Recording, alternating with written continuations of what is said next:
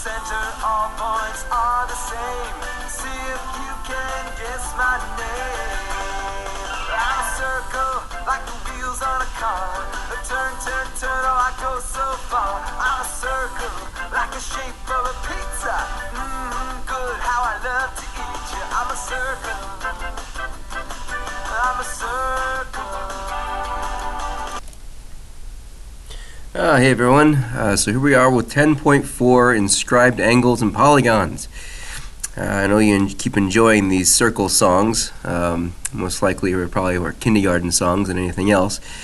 So we're going to look at what inscribed angles and polygons are all talking about. So there's a few words that we're going to need to learn in this lesson. Let's just look at our little cartoon of the day, Far Side cartoon. This guy's having a bad day of diving. That's not a good sign. Alright, so going on to our first core concept on page 295, inscribed angle and intercepted arc. So inscribed just means it's going to be inside the circle. So here you have a circle and then you have an angle. It's inscribed. So this the red angle here is inscribed. And then this blue part here is an intercepted arc. So there's another vocabulary word. Go ahead and highlight these words in here so you can identify them. So we have our inscribed angle here. And it says that an inscribed angle is an angle whose vertex is on a circle and whose sides contain chords of the circle. So we have the vertex of this angle at B here is on the circle right there. And then right there it has sides that contain a chord. So there's a chord of the circle right there, and the sides are containing that. And that now also creates an intercepted arc in between where A and C are. So that's where the intercepted arc is here. An arc that lies between two lines, rays, or segments is called an intercepted arc. So it makes this an intercepted arc here. And the word subtend is just talking about over here you could see arc AC subtends angle B right there. It subtends it, and then this AC, which would be really chord AC, subtends angle B as well. So these two are subtending this angle here. So it says if the endpoints of a chord or arc lie on the sides of an inscribed angle, then the chord or arc is said to subtend the angle. Alright, so that's just some vocabulary you need to understand as we move forward. Here's the measure of an inscribed angle theorem. It just basically says that the measure of an inscribed angle is 1/2 the measure of its intercepted arc. And so here's an inscribed angle. There, D is touching the circle right there. And then from A to B, you have an arc. And so what we have for this is that this angle right in here, so basically angle ADB, that angle is half of what this arc is. So if you know what the arc is, you can divide that by 2 and find your angle, or if you know your angle, you can multiply the angle by 2 and you can find your arc.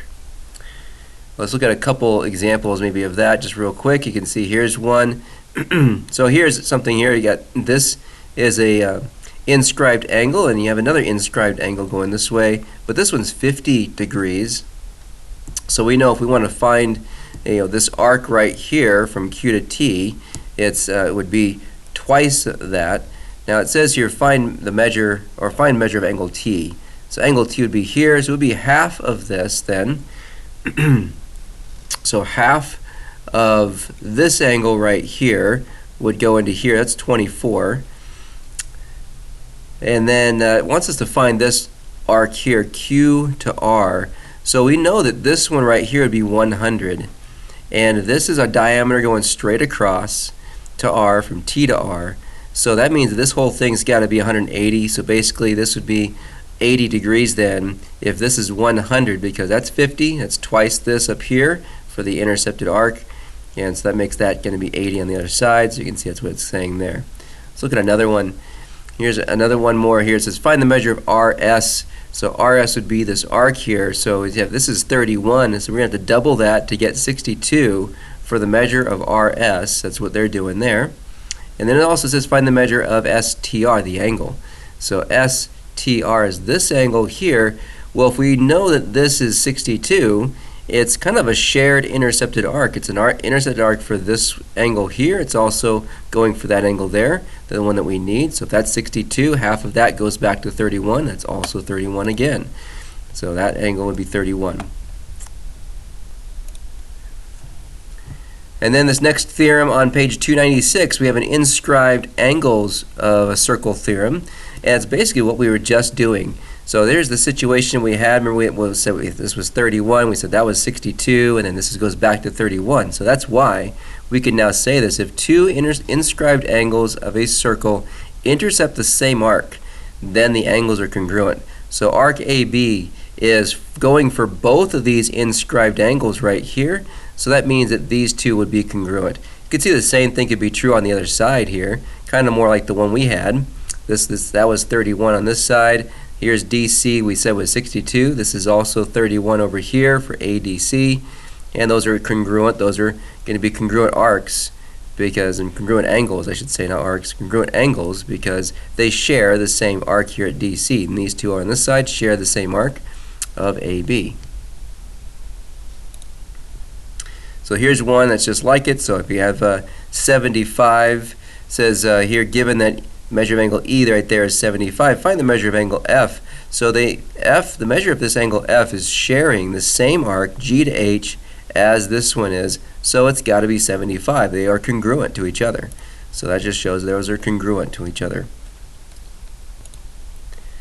Okay, the next core concept on that same page, the inscribed polygon. So here's a couple more words you want to highlight. Inscribed, remember, means inside. So inscribed angle is an angle on the inside of a circle. So an inscribed polygon would be a polygon on the inside of a circle. And so if the polygon's on the inside, the circle's around the outside, we would call it a circumscribed circle then. So this circle is circumscribing the polygon, or the polygon is inscribed within the circle.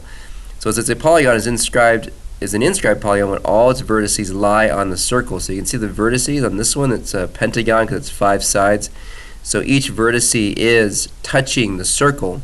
If one of them was not, then it wouldn't be inscribed. So all 5 of these vertices would need to touch the side of the circle. The circle that contains the vertices is a circumscribed circle. Here's 2 more theorems that would contain something like that. So inscribed right triangle theorem. So if we have, now this can go back and forth. Basically it says if a right triangle is inscribed, if we know this is a right triangle, that's 90 degrees. So if the measure of angle ABC is 90 degrees here, then what we know is that this line right here from A to C, or that chord, is a diameter. It's definitely going to go through the center point. So if this is a right triangle, then the hypotenuse of that right triangle would have to be a diameter. That's what it says here. Then the hypotenuse is a diameter of the circle. But we also can go the other way. Conversely means kind of like going in the reverse of that. Basically, if we know that a triangle is inscribed, so we have an inscribed triangle here, and it's going through, as we can tell from the diagram right here, that it's going through the center, which means that AC is a diameter, then that would tell us that this angle is a 90-degree angle. It's a right triangle. The inscribed quadrilateral theorem here. So remember, the inscribed quadrilateral, it's got 4 sides as a quadrilateral. It's inscribed because each vertex is touching the side of a circle right there. What we can know from that, any quadrilateral that's inscribed within a circle, the opposite angles here are going to be a supplementary, which means, again, adding up to 180. You may need to write that down. It's right here, though. Equals 180. They're supplementary. So basically, angle D plus angle F, that's going to equal 180. Angle E and angle G are also going to equal 180. That's what this is basically saying down here. So opposite angles, that's what it says there, opposite angles are supplementary. You may want to highlight that part right there. Opposite angles are supplementary. You know, this one, we want to highlight maybe just that if it's a diameter, then it's 90 degrees. If or if it's 90 degrees, the hypotenuse is a diameter. All right, let's take a look at a couple here like that. So letter A on this one is showing us that this is AB is going through the center.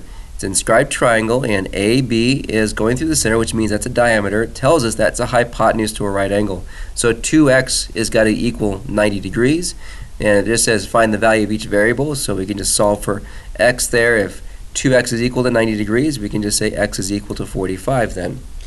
On B, we know that these two here are going to add up to 180. So basically, if we know this is 120, then this has got to be 60. Y has got to be 60 in order for that to add up to 180. And on this side, D here and F are going to add up to 180. This is 80. Then Z has to be 100 degrees. And that's what it's showing you on this one here. So Z is 100 and the Y is 60. Okay, so here on the extra practice 1 through 5, use the diagram to find the indicated measure. So number 1, we're looking to find the measure of angle A. So this angle right here. So what we see in this diagram, we have an inscribed triangle. BC is going through the center point, so that tells us that this is a diameter. If that's a diameter, then the angle that's opposite that is going to be 90 degrees. So that means that our angle A has to be a 90-degree angle there because it's a right triangle. And BC would be the hypotenuse, so our 90 degrees would be this angle A here. We already know this is 28 degrees, so if we're trying to find now the measure of C, we can now just say, well, it's going to be 90 minus 28 basically, because these two are going to add up to 90 degrees. So if this is 90, then angle B and angle C will add up to 90. So we just want to say now 90 minus 28, and that's going to be 62. So 62 degrees is our measure of angle C.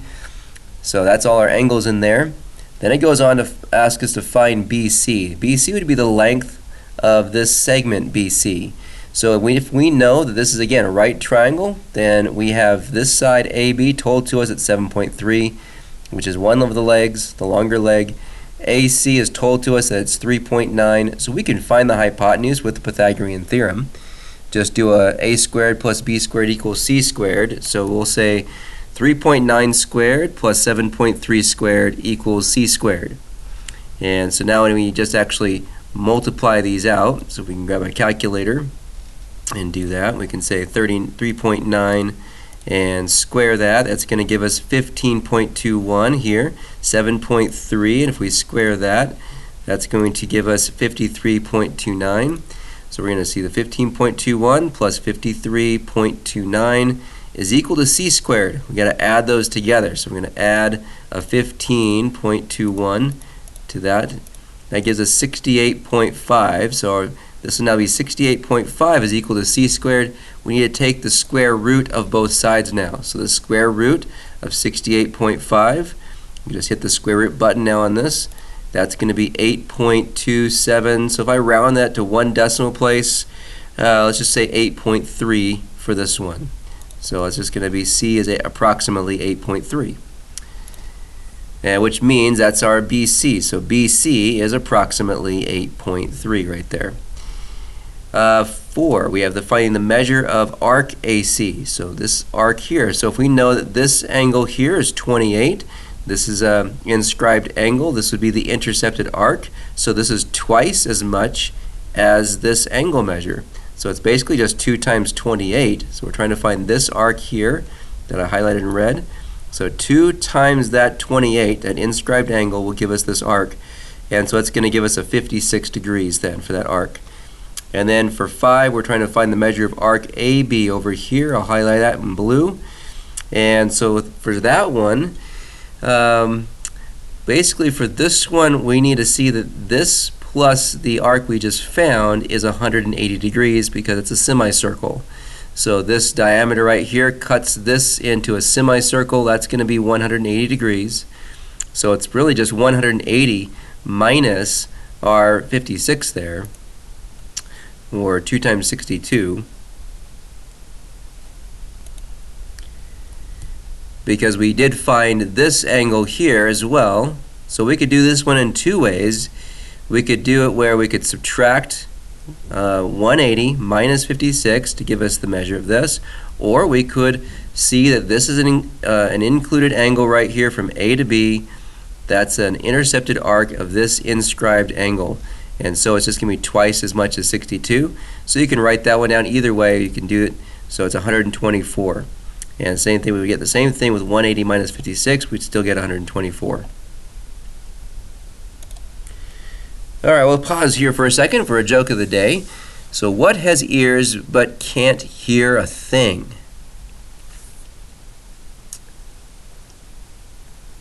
A cornfield. That was kind of more of a riddle almost than a joke, but what has ears but can't hear a thing? Yeah, the cornfield has ears of corn. So it has ears but can't hear a thing. Okay, so for 6 and 7, we've got for number 6, it just says name two pairs of congruent angles. So we have this situation where we got this circle, we have some inscribed shapes in here, and we want to name two pairs of congruent angles.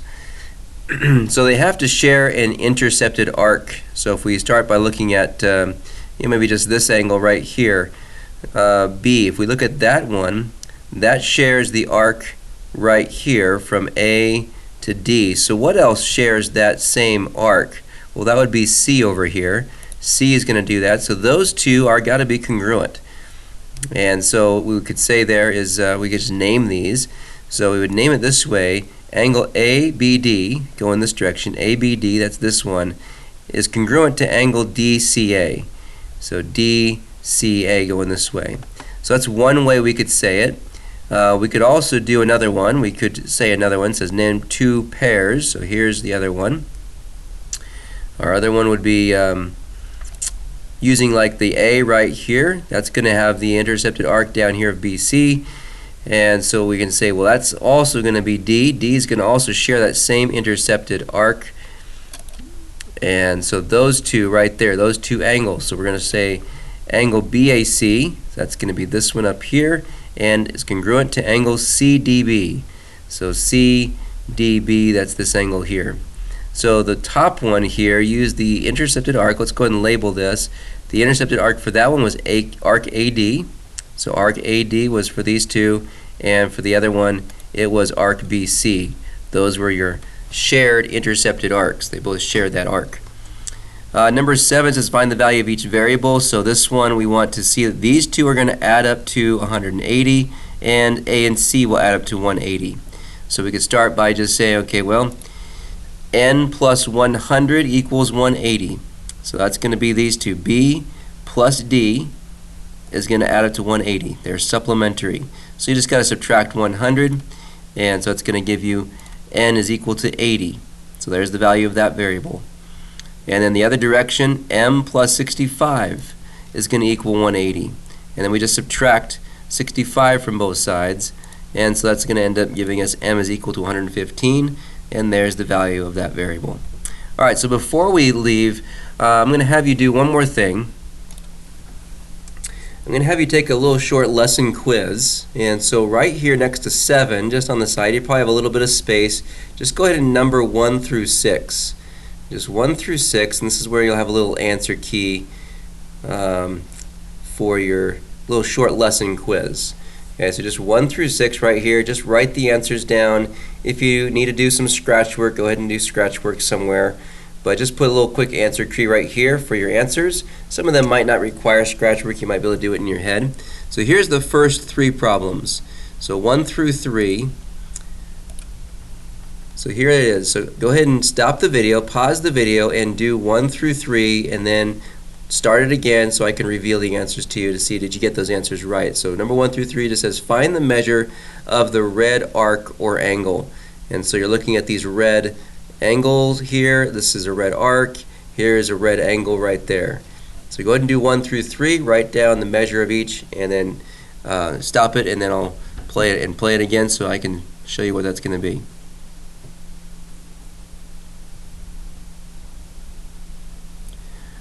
Alright, so here we go. Let's go ahead and reveal these. Hopefully you did these 1 through 3, your answers then for number 1. So this one obviously is going to be, this is 90 degrees here. This is your intercepted arc. So this is half of that. So this is 45 degrees. That's half. This one is the inscribed angle. There's your intercepted arc. So this is twice of this. So 2 times 38 is 76 degrees for that one. And then for this one here, this one is got a shared arc, Z to W or W to Z is shared here with 72, and this X over here, it's got to be the same thing. So 72 is also going to be congruent to this angle right there. So that one's 72. All right.